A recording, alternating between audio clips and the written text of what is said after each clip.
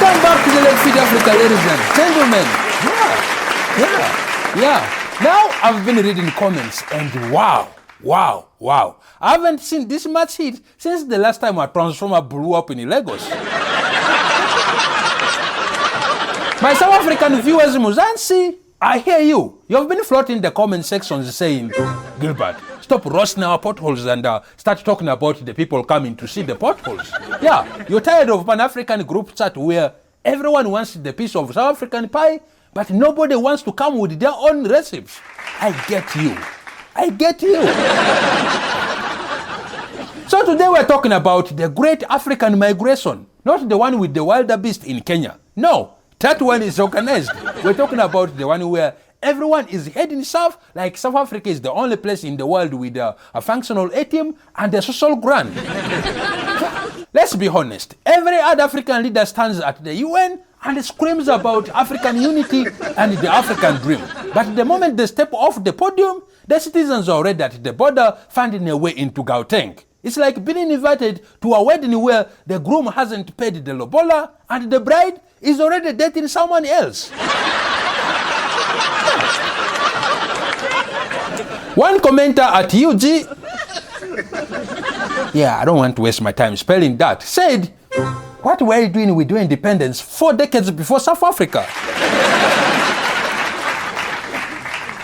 Ouch! That's not a comment, that's a surgical strike. Yeah, and he has got a point. We have had nations independent since the 60s, and the only thing they've successfully manufactured is the reason to live. If Pan-Africanism was a WhatsApp group, South Africa would be the only one posting jobs available, while the rest of the continent just reacts with a folded hand emoji and asks for airtime. Some Africans are saying, we are suffocating. And look, I get it. It's hard to build a rainbow nation while everyone is trying to take the pot of gold at the end of it. You've got neighbors who act like South Africa is the Europe of Africa. They want the social service, they want the hospitals, they want the schools. But the moment you mention the accountability back home, they start talking about xenophobia. It's a bizarre paradox. We hate colonial borders, but we sure do love the colonial infrastructure, don't we? We want a borderless Africa until we realize that borderless Africa means your neighbor's problems are also now your problems.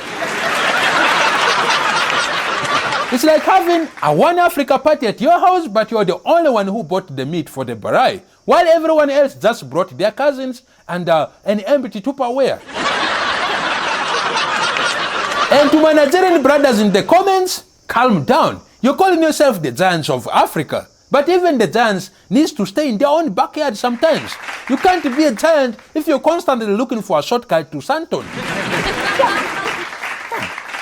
We talk about African problems for African solutions, but currently the solution seems to be go to South Africa and hope for the best. That is not a policy, that's a prayer.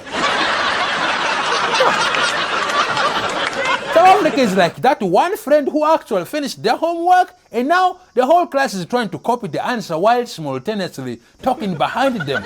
It's exhausting.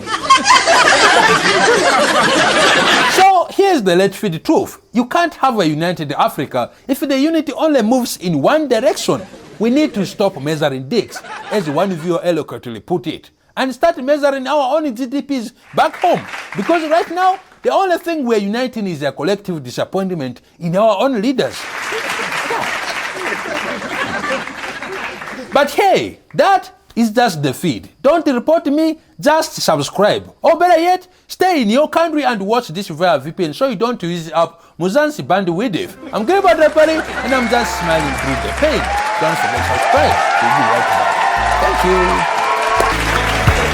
Greetings Africa, and a very special brightly lit hello to my friends in South Africa. I've had to change my light bulbs 3 times this week. Not because they're blue, but because I'm not used to seeing my own studio this clearly. For months you've been flooding my comments. Gilbert, stop with the Lord said in jokes. Gilbert, the power is on now. Gilbert, the lights have been on for 200 days. And you know what? You were right, and I was wrong. South Africa has finally achieved the impossible. Constant electricity. It's a miracle. It's a triumph of engineering. And it is extremely suspicious. Now, the official story is maintenance is up and corruption is down. But my South African viewers, the one who actually live there, have a different theory. They are not celebrating. They are looking at the local factories like a suspicious neighbor looking at a new Mercedes in the driveway.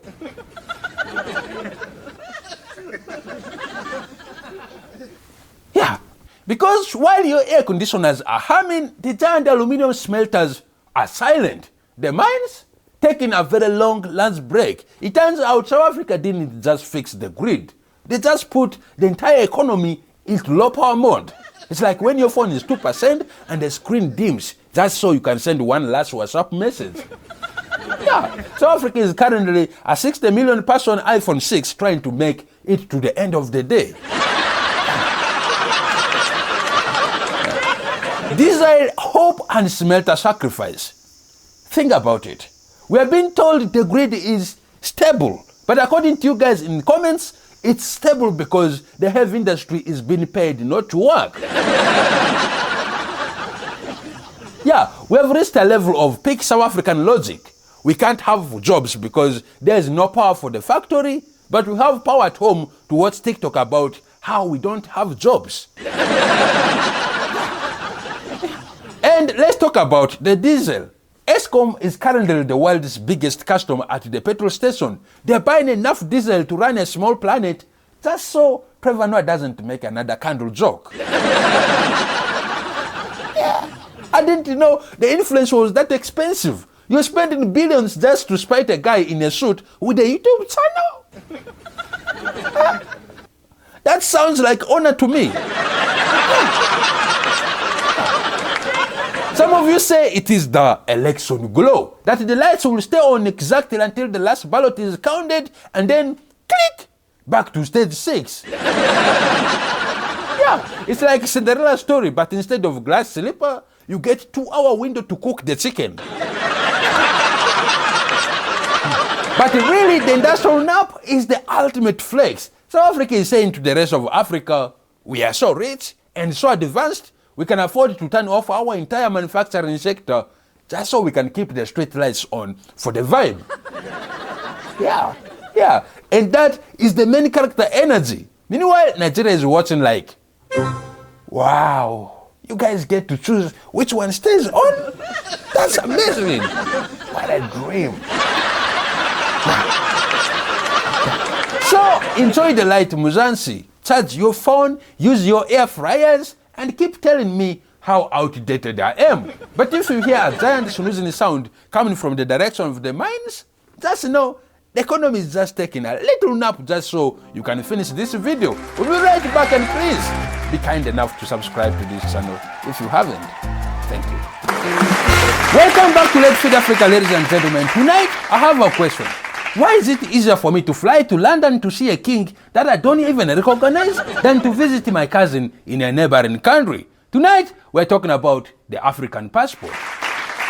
It's a document that says you belong to the fastest growing continent on earth, but also says, please stand in this queue for 6 months if you want to visit your neighbor. We're digging deep today. 20 minutes of truth that African Union doesn't want to put on brochure.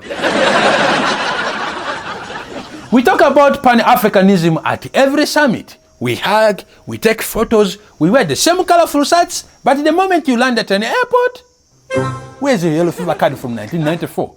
Where's your bank statement? Why are you here? Are you here to steal our air? Yeah, we have 54 countries and 54 different ways to say, you are not welcomed here. We have built a continental free trade where the only thing that moves freely is the wind.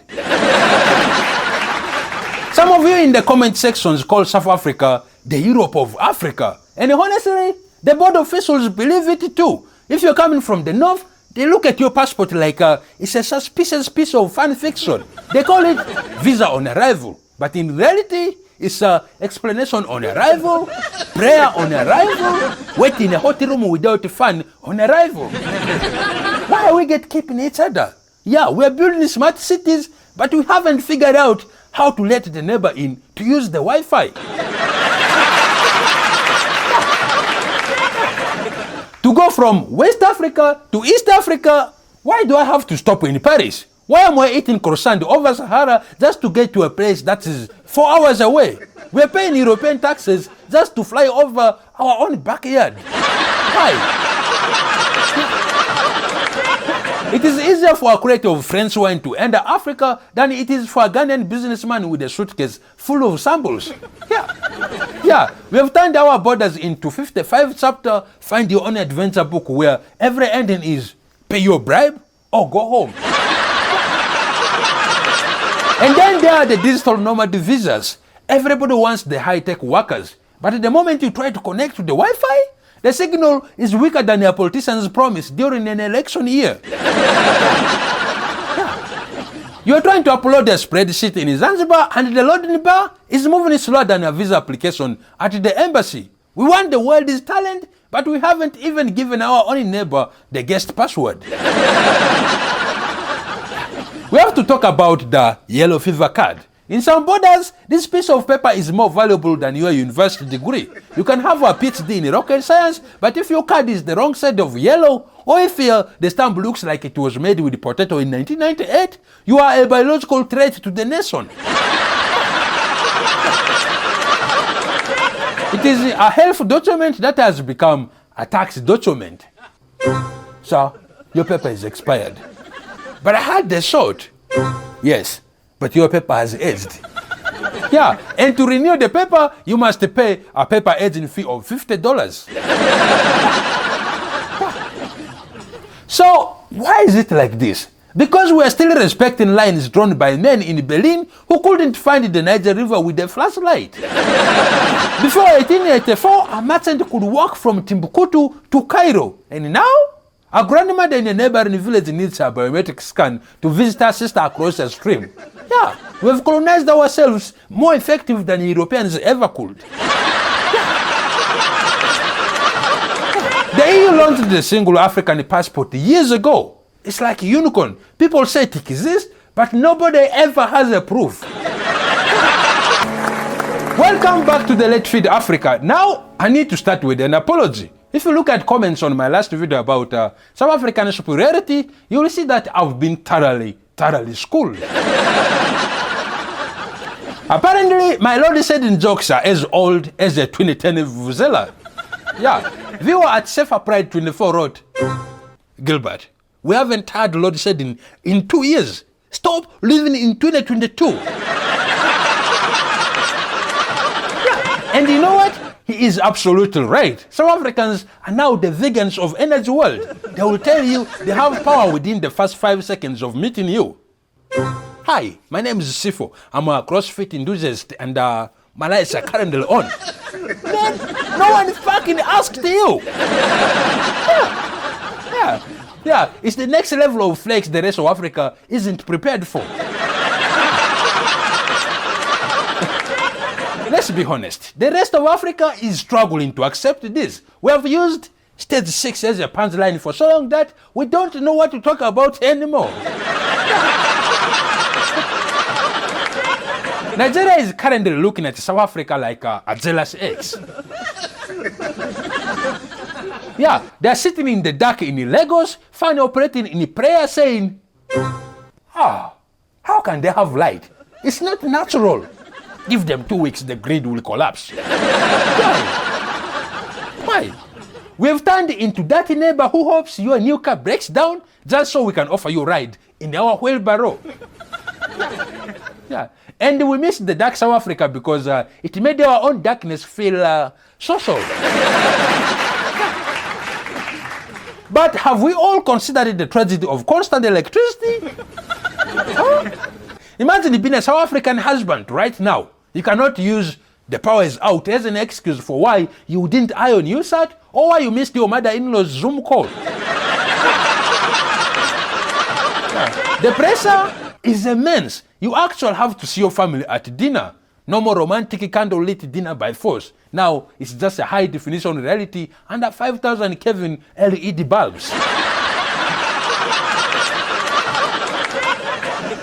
ESCOM. What are they doing right now with their free time? Can someone please tell me if the office phone is working? They used to be the most famous villain in Africa, and now they're just a utility company. Yeah, it's like a joker retiring to open a bakery. It's so unsettling. I'm telling you. This fix has reignited the who is the giant debate. South Africans are walking around with a new glow. And it's not just the street lights. No, they're back to telling us that their malls are better, their roads are smoother, and now their cattle can actually whistle when they want them to. Meanwhile, the rest of the continent is trying to figure out if they can borrow that spare voltage. Can we get an extension code from Nairobi to Johannesburg? Just one. And we promise we'll pay you back in braai and vibes. Yeah. So to my South African viewers, congratulations on your win. You have officially killed a decade of comedy. And to the rest of Africa, maybe it's time to find new material. Maybe we'll start roasting them for their braai obsession instead. But for now, I'm Gilbert Drapari and I'm filming this by the light of a single rechargeable torch. Because unlike some people, I'm keeping things traditional. Ladies and gentlemen, we begin tonight with a moment of silence. Not for a fallen leader, but for a fallen habit. According to my comment section, which is currently 98% South African and 100% furious, Lord Sedin is dead. It's gone. It has joined the list of things South Africans no longer recognize, right next to the rest of Africa and the jollof rice. I made one joke about a blackout and the Mzansi cyber police swarmed me like I had just insulted the Springboks. Gilbert, update your facts. We haven't had load shedding for 2 years.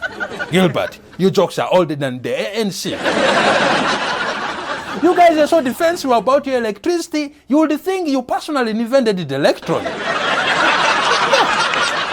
Yeah, tonight we talk about the new South Africa, the one where the lights are on, but the internet is still very, very much heated.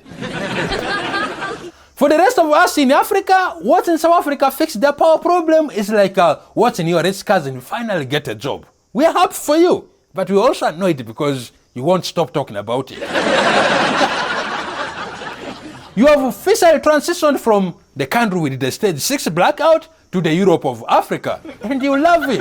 Every comment section is a South African reminding a Nigerian that they have the G20, BRICS, and functioning street lights. It has reached a point where if a South African stabs their toe in the dark, they don't scream, ouch! They scream, this is not load shedding. It's just a faulty bulb. Check the stats. We are in the G20.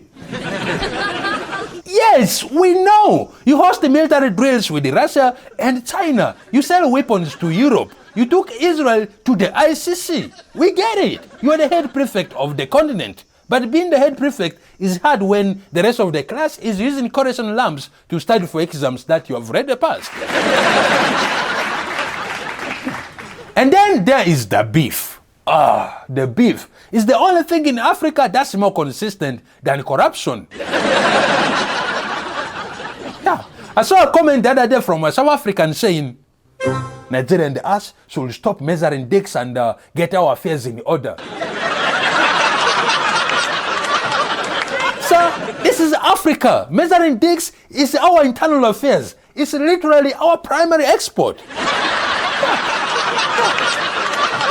Nigeria says they are the giant of Africa. South Africa says, how can you be a giant if you can't keep the fridge running? Yeah, and Nigeria fires back with, how can you be African if you don't even know what jollof is? Yeah, it's a beautiful toxic cycle. It's like a marriage where both people hate each other, but they both want to keep the house because it has the only working Wi-Fi on the block. Some of you told me I sound like a bitter ex trying to expose South Africa. But trust me, if I were your ex, I wouldn't be making videos. I would be moving to Santon and claiming half of your GDP. The truth is we talk about South Africa because you are the only ones who actually have data for us to roast. I can't roast a country that doesn't keep track of its own unemployment.